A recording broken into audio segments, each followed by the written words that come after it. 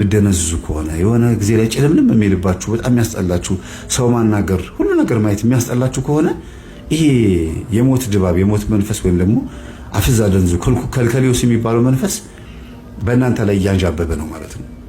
ይሄ መንፈስ ለመዋጋት ደግሞ ንቅጥቅጥ ለመነቃቃት እንዲመቻችሁ በጸሎት መበርታት፣ በምስጋና መዝሙሮች መጠንከር፣ በሚያጽናኑ በሚያበረቱ መዝሙሮች በበገና መዝሙር በተለይ መጽናናት፣ እንደዚህ በተደጋጋሚ ይሄ ነገር ለራስ መክፈት፣ ከዛ እግዚአብሔር በዛ ውስጥ የሚያስተምራችሁ ነገር ይኖራል።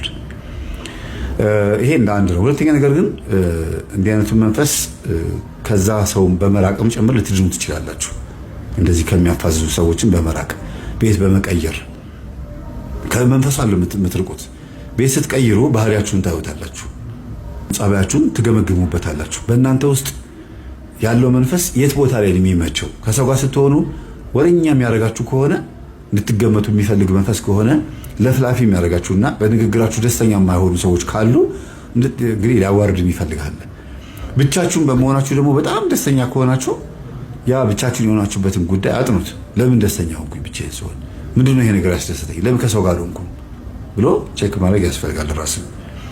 እንደ ዋና ግን የማየው ሌቦች ስልኮቻችሁ እንደሰረቁ ስታውቁ፣ እንደፈዛችሁ፣ በሆነ ምክንያት እንደተጎዳችሁ፣ አንድ የሆነ በእናንተ ውስጥ የገጠማችሁ ችግር ካለ ያንን ችግር እያሰባችሁ ስገዱና ጸልዩ። በውስጣችን ሙት እያለ ወይም ደግሞ በቃ በውስጥ ሞተሃል፣ አንተ እኮ አልቆልሃል፣ ራስን አጥፋ ምናምን እያለ የተስፋ መቁረጥ ስሜት በሚሰማችሁ ሰዓት ይሄ መንፈስ እናንተ ውስጥ እንዳለ ተረድታችሁ ለማባረር ተስፋ የሚሰጡ ትምህርቶችን ነው ማዳመጥ ያለባችሁ። ተስፋ የሚሰጡ ትምህርቶች ደግሞ ምንድናቸው? መዝሙረ ዳዊትን መጸለይ፣ ውዳሴ አምላክን መጸለይ፣ አርጋኖን ውዳሴ የእመቤታችን ውዳሴ አርጋኖን መጸለይ፣ ውዳሴ ማርያምንም ጭምር፣ ሌሎችም ደግሞ እንደዚህ የምስጋና መዝሙሮችን መጸለይ፣ ማስቀደስ በማዛጋት ይወጣላችኋል። ድርግም ብሎ ነው የሚወጣው። አስግሪ ስትሉ ስታፋሽኩ በእናንተ ውስጥ ያለው ነገር ድራሹ ነው የሚጠፋው። አንዳንድ እያለ ነው የሚወጣው እና በዚህ ራስን ለማጽዳት መሞከር። እድለኞች ናችሁ ስታስቀድሱ የምታዛጉ ሰዎች እድለኞች ናችሁ። ለምን አልተመቸውም ማለት ነው። እናንተ ውስጥ ያለው መንፈስ አልተመቸውም፣ ደስተኛ አይደለም። ልባችሁ ለእግዚአብሔር እየቀረበ ነው ማለት ነው። ምንም ድርቅ ብላችሁ ምናምን የምትቆሙ ከሆነ ግን እንዲያውም አባቶች ምን ይላሉ? በገዳም ያሉ አባቶች መናንያን መከራከር የለ ሁሉ ነገር ሰላም ከሆነና የሚበላው የሚጠጣውም ሳይጓደልባቸው ዝም ብለው ከኖሩ አይ የእግዚአብሔር መንፈስ ርቆራል አሉ። ይሄ ለምንድን ነው? መቼም ረብሻ ያለበት ቦታ ላይ ነው እግዚአብሔር ያለው ማለት አይደለም። ኃጢአት በምትበዛበት ቦታ ላይ የእግዚአብሔር ጸጋ ትበዛለች ይላል ሰኞ ውዳሴ ማርያም ላይ አይደለም። ወደዚህ ስንመጣ ግን በፈተና ውስጥ የምናገኘው ማንኛውም ነገር በረከት አለው። እንደገና ደግሞ የጠላታችን ሴራም እያወቅን ነው የምንሄደው ማለት ነው። ስለዚህ ውስጣችን የሆነ ነገር የሚሰማን ከሆነ ቆይ ምንድነው ይሄ ነገር ብለን ቶሎ ብለን ልናራግፈው፣ ጠንካራና ብርቱ መሆን፣ ግንባራችን ጸበል ማስመታት፣ መስገድ፣ መንፈሳዊ ተጋድሎችን መጋደል የሚያስፈልገው። በዛ መካከል እያንጠራራም እያፋሸከም ሊወጣ ይችላል፣ ጮሆም ሊወጣ ይችላል፣ በጸበልም በምንም ብሎ ሊወጣ ይችላል። በምንም ይውጣ፣ ዞሮ እናንተ አንድና አንድ እግዚአብሔር ማምለክን የሚጠበቅባችሁ ማለት ነው። እና ቢዝነስ ስትሰሩ ቢዝነሱ የሚሞትባችሁ ከሆነ ከሚስታችሁ ጋር ከባላችሁ ጋር በምተኙበት ሰዓት ሌሎች ድካሞች ካሉ ሌሎችም ነገሮች ካሉ ይሄ በውስጣችሁ እናንተ ውስጥ የሞተ ማንነታችሁን የፈጠረው መንፈስ ከእናንተ ውስጥ ሳይወጣ ሰላማችሁን አታገኙም። የተነቃቃችሁ አትሆኑ። እናንተ ውስጥ ራሳችሁን ይገላችኋል ማለት ነው። ተስፋ የቆረጠ አለባበስ ዜሮ፣ ጸጉር ዜሮ፣ አነጋገር ማይረባ፣ ለሰው ክብር የሌለው ዝም ብሎ በቃ ተራ ሰው ነው የምትሆኑት። በመጠጥ የናወዘ በሱሰኝነት የጠነበዘ በቃ ዝም ግራ የሚያጋባ ፍጥረት ነው የምትሆኑት። ዝም ብሎ ስልችት ያለው ፍጥረት፣ የታከተ ፍጥረት ታውቃላችሁ። እንደዛ ነው የምትሆኑት። ይሄ በውስጥ መሞት ይባላል። በማንነት ውስጥ መገደል ማለት ነው። ደግሞ አንዳንድ ጊዜ ራሳችን በራሳችን ምንገልም አለ። በማንነታችን ውስጥ አመለካከትን ባለማስተካከል እኔ እኮ አረባም በማለት ማለት ነው። እኔ ዝጋታም ነኝ አትበሉ። ዝም ያላችሁበት ምክንያት ይኖራል በሉ። በእርግጥ እኔ ዝጋታም ነኝ ብትሉ ግን ፈትሹ። ለምን ዝጋታም ሆንኩኝ በሉ። ምክንያቱ ምንድን ነው በሉ እንጂ አይ በቃ እኔ እኮ ማረባ ሰው ነኝ፣ በቃ እኔ ጥርቅ የሚያልኩ ቆሻሻ ሰው ነኝ፣ እኔ እኮ በቃ ከሰው ጋር ልስማማም አይባልም። እንደገና ለፍላፊም ብትሆኑ ለምንድን ነው ግን እንደዚህ ሆንኩት ብሎ መጠየቅ አንድ ነገር ነው። ሳይጠይቁ ግን እኔ እንደዚህ ነኝ፣ በቃ እኔ መጥፎ ሰው ነኝ አይባልም። ደምድሞ መቀመጥ ጥሩ አይደለም። እኔ እንደዚህ ነኝ አይባልም። እንዲህ ያደረገኝ ግን ማን ነው ይባላል። ከዛ ለማስተካከል መሞከር፣ በጣም የለፍላፊ አለመሆን፣ በጣም ዝጋታምም አለመሆን፣ ኖርማል መካከለኛ፣ ከሰው ጋር ተግባቢ፣ ሳይጠይቅ የሚለፈልፍ መሆን የለብንም። እንዲሁም ደግሞ ዝም ብሎ ደግሞ ማለፍ የለብንም። ነገሮችን ተገቢ በሆነ መንገድ መሄድ፣ በሰው ነገር አለመግባት፣ ለምን ጠየቀው ጥያቄ መልስ ስንሰጥ ያ ሰው ሞራሉ እንዳይነካ፣ አካል ጉዳተኛም ከሆነ ከአካል ጉዳተኛው ጋር በተገናኘ እንዳለመናገር መሞከር፣ ተጠንቅቆ አንድ ነገር ለማስረዳት መሞከር ተገቢ ነው ብዬ አስባለሁ። ስለዚህ ጸባዮቻችሁን መርምሩ። እኔ እንዲህ ነኝ መጥፎ ሰው ነኝ ብሎ ቤት ተከራይቶ ወጥቶ ያንን ጸባይ ማባበል፣ ተደብቆ ግሎሲ ውስጥ ማስተርቤሽን ውስጥ መግባት ወይም ደግሞ መጋረጃ ዘግቶ በር ዘግቶ ቁጭ ብሎ መቀመጥ ያ መፍትሄ አይሆንም። መፍትሄ የሚሆነው ወጣ ብሎ ጸበል መሄድ፣ ቤት ገብቶ መጸለይ፣ መስገድ፣ መዝሙር ማዳመጥ፣ በቃ መትጋት፣ ዝም ብሎ ነፍስን ማገልገል። ኪሳራ የለውማ። ምንም አምላክ እንኳን የለም ቢባል እንኳን መንፈስን አረጋግታችሁታል፣ አነቃቅታችሁታል። ቢያንስ እንኳን እንደው አለ እንጂ የለም እንኳን ምንም ነገር የሁሉ ለፍተን ጸልየን ወደ ሌላ አምላክ ነው እንዴ የምንጸልየው የሚባልበት ዘመን እንኳን ቢመጣም እንኳን ለራስ ታማኝ ሆነን አልፈናል። ለሆነ ኃይል እኛ ደካማዎች ነን ብለን ለሆነ ኃይል ራሳችንን ማስገዛት ችለናል ማለት ታማኝ ነን ማለት ነው። መታመን ችለናል ማለት ነው። እንደው አለ እንጂ እግዚአብሔር በፀሐይ አብስሎ በዝናብ አብቅሎ የሚመግብ እግዚአብሔር፣ የታገሰን አምላክ፣ ኃጢአት ስንሰራ ያልቀሰፈን ያልገደለን፣ በእናት ማህፀን ውስጥ ትንፋሽ የሰጠን፣ በእንቁላል ውስጥ ህይወትን የሚሰጥ፣ በድፍን እንቁላል ውስጥ ጫጩትን የሚያኖር አምላክ አለ። የሚገርም ነው። ስለዚህ እግዚአብሔር እያበላን እያጠጣን እንደሆነ ካሰብን ከወደቅንበትም ያነሳናል። እኔ እንዲህ ነኝ ተብሎ ግን አይደመደምም። እኔ እንዲህ አይነት ጸባይ ያለብኝ ግን ለምንድን ነው የሆንኩት ነው የሚባለው። ምንድነው ምክንያቱ? ከዛ ምክንያቱም ካወቃችሁት በኋላ ደግሞ በመጥፎ ሳይድ በባዕድ በኩል የመጣ ከሆነ ማስተካከል፣ በራስ ጥፋት የመጣ ከሆነ ደግሞ ያንንም ማስተካከል፣ መራቅ ካለባችሁ ቦታ መራቅ፣ ከራቃችሁ በኋላ ግን ትርፋማ ውጤታማ መሆን የምትችሉበት ነገር ላይ ማተኮር፣ አላስፈላጊ ኤክሰስ የሚባሉ ነገሮችን መተው፣ ሪሊዝ ማድረግ ብዙ ጊዜ መተው አለባችሁ። በሁለት ነገር፣ አንደኛ ከእቃ ጀምሮ የቤተሰብ መጥፎ ነገር የሚያስታውሷችሁ፣ ጥሩ ያልሆኑ ነገሮችን የሚያመጡባችሁ፣ ወደ ጥሩ ቦታ የሚወስዷችሁ ጓደኞችን ቢሆኑ ትውት ማድረግ መልመድ፣ በማቴሪያል ደረጃ ማለት ነው። ኮተት አለመልመድ፣ ብዙ ኮተትን ማስወገድ አለባችሁ። ቀለል ያለ ባለ ኑሮ ለመኖር መሞከር፣ ማክበድ አያስፈልግም። ወደ ባህሪ ወደ ጸባይም ስትመጡ ለሰው የሚመች ጸባይ ራሳችሁን ለሰው ለሚመች ጸባይ ባረጋችሁት ቁጥር አስመሳይ ነው የምትሆኑት። ለራሳችሁም የሚመች ማንነት ይኖራችሁ፣ ለሰውም የሚመች ማንነት ይኖራችሁ፣ ለእግዚአብሔርም የሚመች ማንነት። ያ ምን ማለት ነው? ከሰው ሁሉ ጋር በሰላም ብትኖሩ መልካም ነው ያለው የመጽሐፍ ቅዱስ ቃል በእኛ ውስጥ መስራት አለበት። እንዴት ነው ከሰው ጋር መልካም የሚኖረው? እንደምን አደርክ እግዚአብሔር ይመስገን የምንለው ሰው መብዛት አለበት። እግዚአብሔር ይመስገን ብሎ የሚመልስልን ሰው መኖር አለበት። ባይመልስም እንኳን እኛ ልባችን እንደምን አደርክ የሚል መሆን አለበት። ይሄ ምን ያሳያል? ቅንነትንና ከሰው ሁሉ ጋር በሰላም መኖርን ያሳያል። ወዳጅ ባይኖረኝም ጠላት ባይኖረኝም ወዳጅ አያስፈልገኝም። ወይም ደግሞ ጠላት ስለሌለኝ ወዳጅ አያሻኝም የሚሉት ነገር አለ። ያም ትክክለኛው ይሄ ነው። ጠላት ስለሌለኝ ወዳጅ አያሻኝም። ያ ማለት በደህና ጊዜ አትርፌያለሁ ነው። ማንም ሰው ጋር ተጣላሁ ነው። ብጣላም ቶሎ ታረቃለሁ ነው። ንጉሥ ዳዊት እኮ ቶሎ ከእግዚአብሔር ጋር ስለሚታረቅ ነው ልበ አምላክ የተባለው። እንደራሴ የኔ ብሎ የጠራው እንደራሴ ብሎ የጠራው ልበ አምላክ ተባለ።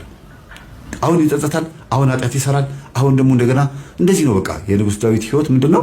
ቶሎ ብሎ ጸባዩን እንትን ይለዋል፣ ይቆጣጠረዋል። ዝሙት ሲፈጽም ቶሎ ያለቅሳል።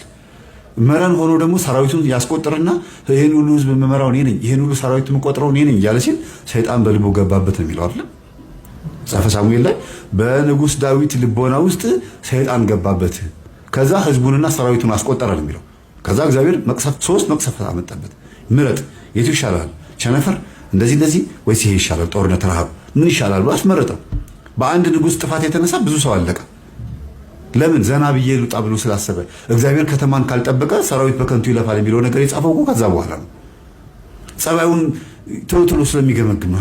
ለካ ሰራዊት ማስቆጠር አልነበረብኝም፣ ይሄ ጸባይ ጥሩ አይደለም ብሎ ወደ ራሱ ይመለሳል። ልበ አምላክ ተባለ። አያችሁ? ስለዚህ እኛም ራሳችንን ባወቅን ቁጥር ቶሎ እርማት ኤክስራይት እየሰጠን እንመጣለን። ከዛ የሆነ ጊዜ ላይ 10 ከ10 ራይት እንሆናለን። ፐርፌክት የሆነ ገንዘብ በ20 ዓመት ልብ በ40 ዓመት የሚባለው ለዚህ ነው። በቃ ልብ እድሜው ራሱ ያመጣዋል። ልብን ስክኔ ማለት ብርድ ማለት ምናምን ነገር ይመጣልና ያን ጊዜ እስኪመጣ ድረስ ደግሞ መጠበቅ የለብንም። መንፈሳዊ ህይወት ማለት ልብ በ40 ዓመት ከተባለው በፊት ቀድሞ ልባ መሆን ነው። መንፈሳዊ ህይወት መኖር ማለት ብዙ ሰዎች በታወኩበት ሰዓት ሰላም ማግኘትና ለሰዎች ሰላም መፍጠር ነው።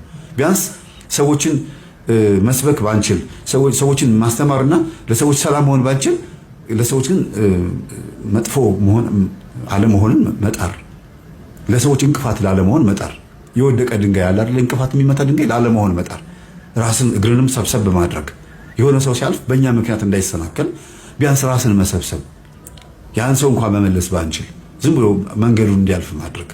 እየሄደ አላፊ ነው፣ አላፊም ሆኖ እግራችን ተዘርግተን እግሩን ጠልፈነው ተሰድበንም ተረግመንም አስቡት እንግዲህ የኛም ያልሆነን ሰው ማለት ነውና መሆን ያለበት ማንነትን መሰብሰብ ያስፈልጋል። ማንነትን መሰብሰብ ወደ ራስ ውስጥ ህይወት መዝራት ለዘላለም ለመኖር ራስ ውስጥ ማቀድ፣ በራስ ውስጥ ከመሞት ይልቅ በራስ ውስጥ መንቃት ያስፈልጋል። በራስ ውስጥ የነቃ ሰው በየትኛውም ሰው ልቦና ውስጥ የነቃ ነው። ማን እንደተኛና ማን እንዳልተኛ ያውቃል። በራስ ውስጥ የነቃ ሰው፣ በራስ ውስጥ የተኛ ሰው ግን በጣም ከባድ ነውና ስለነበረ ሰዓቱ ላይ አምላካችን ስም የተመሰገነ ይሁን። ሰላሙን ሰውነቷን እየቆራረጠ እየበጣጠሰ ይሄ ሁሉ መከራ የመጣባት በስመ ካህን ለአንድ ቀን ተኘኝ ነው። እርሶ ካህኖትን ያልተኛም እንኳን አንቺ ስንቱን ድንግልና ወስጃለሁ አጋድም ያለው አንቺ ምንድነሽ? ስለዚህ ከኔ ጋር መተኛት አለብሽ ነው። ምናልባት ዛሬ ይህንን ሽኝት ስታዩ ቀላል ይመስላል። የ6 ዓመት ስቃይና መከራ የመጨረሻ ህይወት ነው። በጣም ያሳዝናል። የሚፈታው አሰረ። ድውያንን ፈውሱ፣ ሙታንን አንሱ፣ አጥምቁ፣ አስተምሩ ብሎ ክህነት ሰጠን። እኛ ደግሞ ገልብጠን መጠቀም ጀመር። ሰው ነን። ለየትኛው ጊዜ ነው? እንኖራለን፣ እንሞታለን፣ ለፍርድ እሱ ፊት እንቀርባለን። እንደዚህ አይነት ግፎች ደግሞ ነገ በሰማይ የመከራ አክሊል ይሆኑናል። ሲኦል የምንገባበት ለዘላለም የምንሰቃይበት ምክንያት ይሆኑናል። እሷ ስለመጣች ነው። ዝም በል አንተ። እሷ ስለመጣች ነው። ያልመጡ እንደሷ በየጓዳው ቁጭ ብሎ የሚያነቡ የተጎዱ አሉ፣ ክብራቸውን ያጡ። አንድ ቪዲዮ ላይ ስናገር ሰምታችኋል። በዚህ አገልግሎት እኛ አገልግሎት ምንሰጥ ብቻ አይደለንም፣ የህዝቡም የብሶቱም የችግሩም የፈተናውም የመከራውም መተንፈሻ ነን። ስልካችን ተነስቶ ሄሎ ስንል ለቅሶ ነው የምንሰማው፣ እንባ ነው የምናየው፣ ሲቃ ነው የምንሰማው። እንዲህ ተደረኩ በካህናት መርጌቶች በተባሉት በራሳችን ሰው ይጎዳሉ፣ ያለቅሳሉ። ሃይማኖቱ በቀረብኝ በአፍንጫ ያውጣ ይላሉ። አይዟችሁ ፈተና ነው ብለን ደግሞ እናረጋጋለን፣ መፍትሄውን እንነግራለን። ታዲያ ከነዚህ ሰዎች ጋር እንዴት ነው ሰላም የምንሆነው? እሷ ኪዳነ ምሕረት መብርሃን ቅዱስ ሚካኤል ረድተዋት እንጂ ከእሷ በፊት ብዙ አሉ።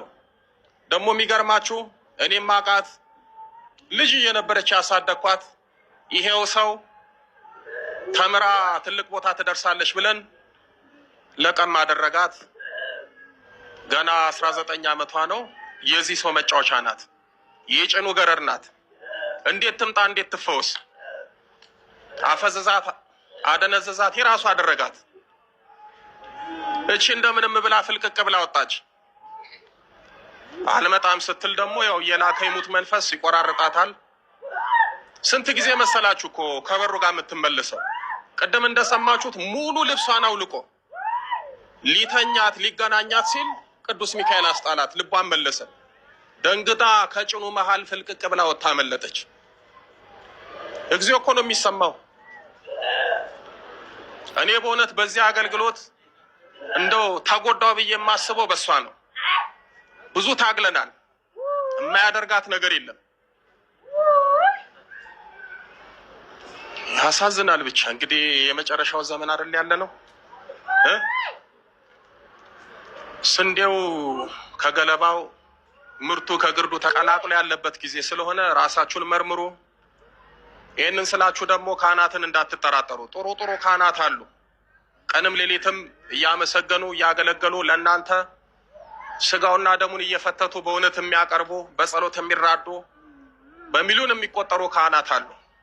ነገር ግን ከ12ቱ ሐዋርያት አንድ ይሁዳ ነበረ። ስለዚህ ከ12 ካህን አንድ በጥባጭ አንድ ችግር ፈጣሪ አይጠፋም ማለት እኮ ነው ባጭሩ። ስለዚህ ሬሾን ብትሰሩት ከብዙ ሺዎች መካከል ጥቂቶቹ አሉ። በጥቂቶቹ ደግሞ ብዙዎቹን አትፈትኑ፣ አትጠራጠሩ። ነገር ግን ምን ነው ክህነቱ በቀረባቸው ደግሞ የምንላቸው ደግሞ ሰዎች አሉ። እንደዚህ እስከ ሞት እስከ ድንግልና ደግሞ የሚፈልጉ አሉ።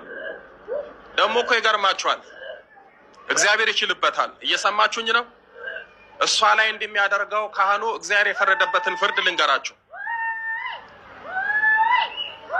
ሚስቱ ታረግዛለች፣ ይወለዳሉ፣ ክርስትና ሳይነሱ ይሞታሉ።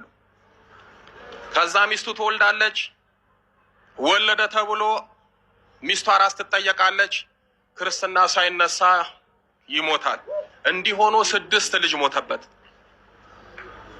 ከዛ በመጨረሻ አንድ ሴት ወለደ።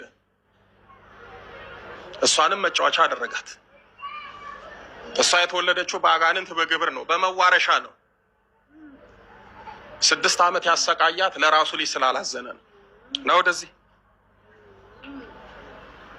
እሺ፣ ሌላ ምንድን ነው የምታደርገው? ጭንቀት አለው፣ አላስተኛትም፣ እንቅልፍ አትተኛም፣ እንቅልፍ አታውቅም፣ እንቅልፍ አታውቅም። እሺ በቃ እሺ፣ ሌላስ? በቃ ሽንቷን መሽናት እስኪያቅታት ድረስ ነው የተለተልኩት። በስመ አብ። ሽንቷን መሽናት እስኪያቅታት ነው ማጸኗን የተለተልከው? 3 ቀን ሽንት ቤት አልተጠቀመችም፣ ህመሙን ስላልቻለች 3 ቀን።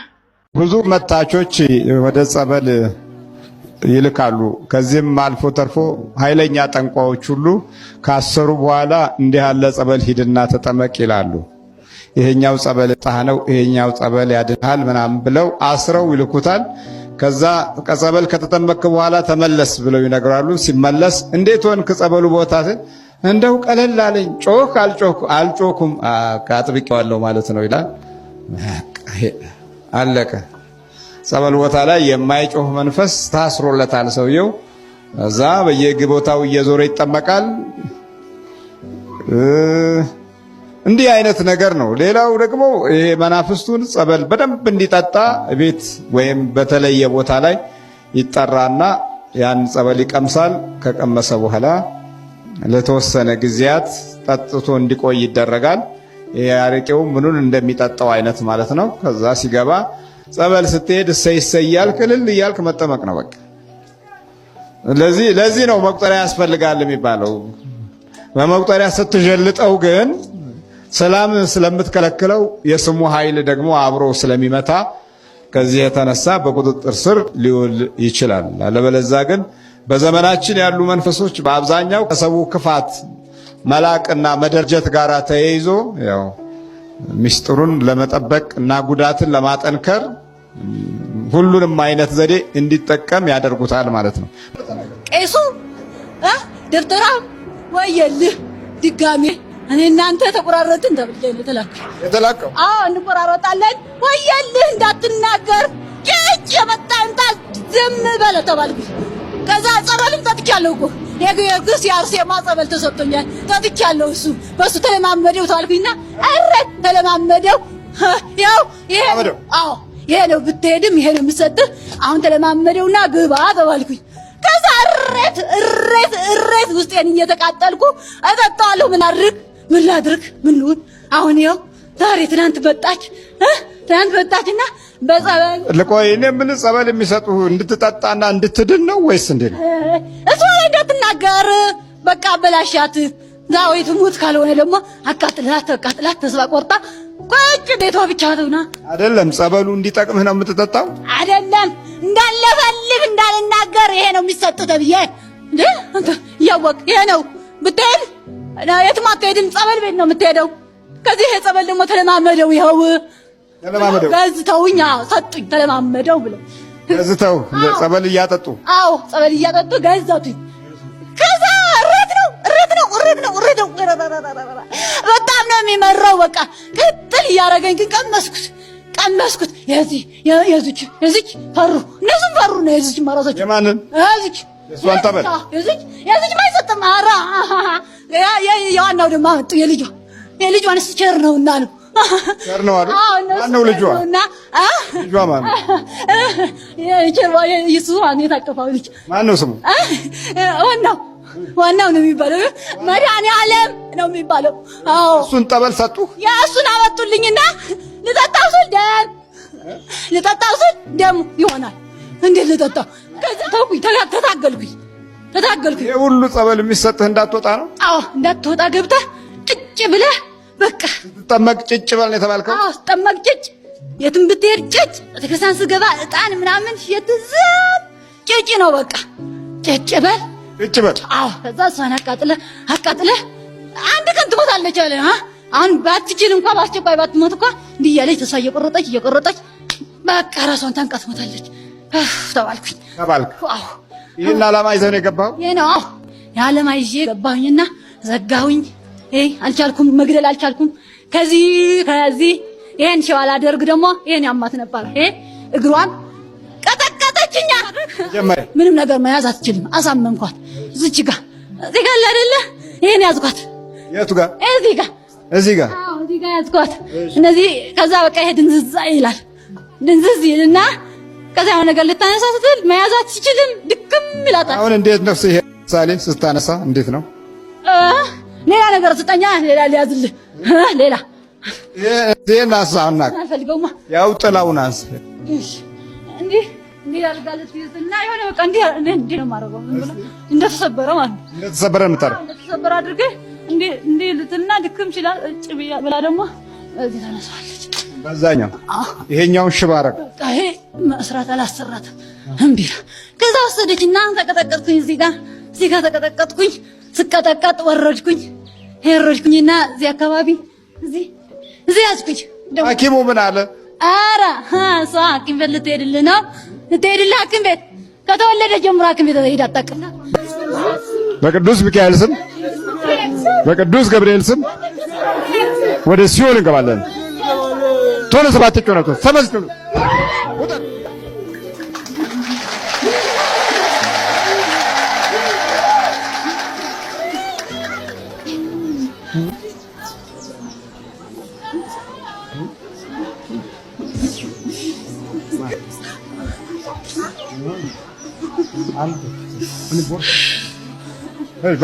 በርታ አንበሳ። አይ